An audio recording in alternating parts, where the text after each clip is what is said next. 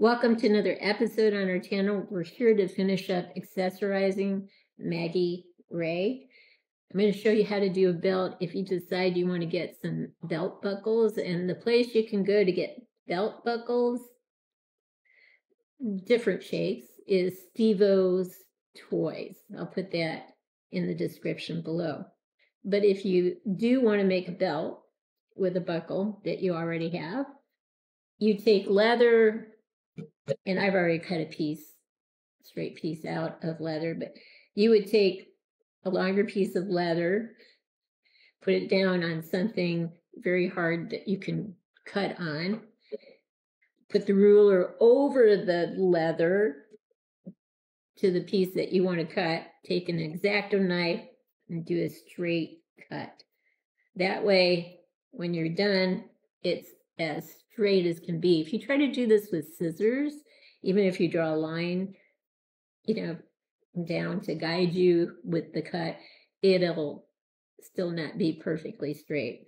This is as good as you can get with a perfect straight cut. And it still won't be perfect, but it's as good as it gets. So once that's done, you want to take your buckle, and there is a rectangle here, and in the middle is just a piece of metal that separates the two rectangles into two boxes. What you want to do is you want to go through with your leather, top side up, go through the first box, come all the way up, and go in through the second box. Pull that through.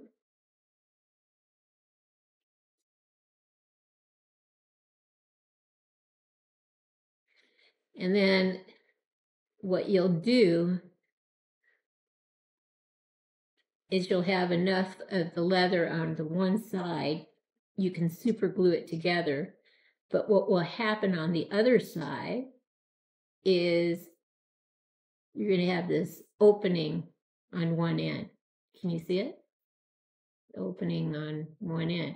So when you go to put the belt on, it goes through the opening on one end and out through the opening on the other end. So I'm just going to do it for you.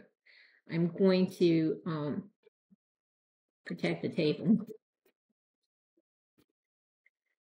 Use a little super glue. Just put a little dab on here.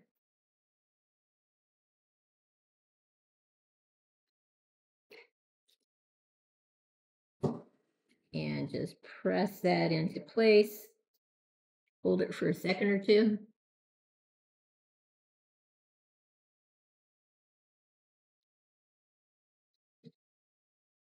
It's not going to go anywhere, trust me.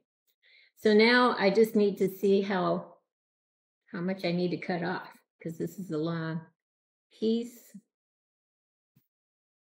So maybe just a touch looser still. Because she really, when she was on the show, her drop-down holster was very low. I don't know if you guys remember that or not, if you followed the series. But I think that size will work. In fact, I don't think I'll cut anything at this point until I get the drop-down holster in place, because I may need to loosen it still even further. So we'll see. So let me pause and check out what I have in terms of weaponry, and we'll figure out what gun to use. We are back, and I found a knife, a black knife with a strap that will fit around the belt, and a drop-down holster that has a long attachment, so it'll hang down very low. We can even make it lower still depending on where we place that belt. I've tightened the strap so that it'll fit around her leg. And the only thing I need to do is take away this dummy cord. Dummy cord. I hate taking things apart, but I can always put that back together if I need to with the super glue. But I have to take that apart because she doesn't use one of those things.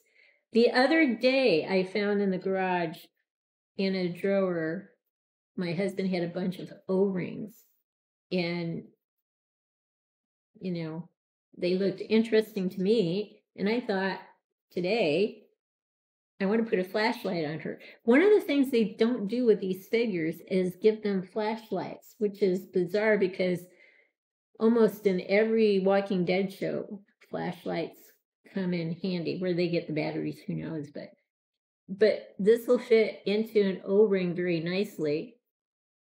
And if I can attach it to the belt, the O-ring, then it should hang very nicely from the belt.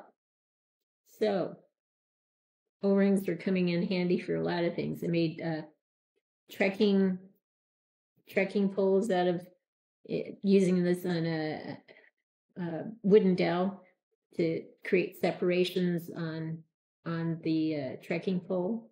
A couple of these per section, and on a hiking staff, use these. They came in handy, so it's going to come in handy for the flashlight now by basically holding it in place on the belt. So let me pause, attach the O-ring to the belt, attach the drop-down holster to the belt and the knife, and let's see how everything looks.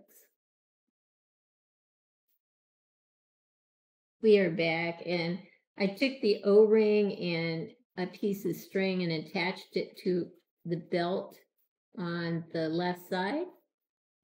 So there it is, and her flashlight will go right into that O-ring, and it will just hang there very nicely. Her knife is in front because on the show they tended to prefer to take out the zombies quietly, so I think the knife should be first. And then she often wore her weapon down low on her leg, so the belt is angled way down, and the drop-down holster is low on her leg. She looks amazingly like Maggie, especially again with her head tilted down. Yeah, we'll pause now though and get her on a turn tray so we can see her from different angles, and then we'll get some tighter close-ups. So we'll be right back. We are back, and let's take a look at her from different angles.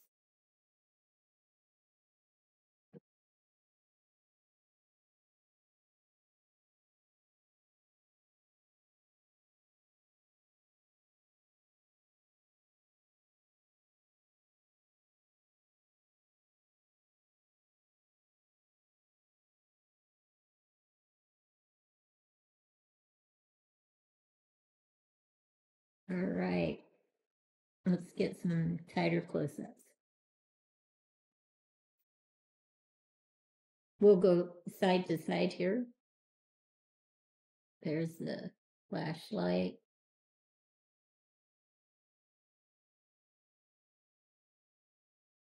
And the knife and the drop-down holster.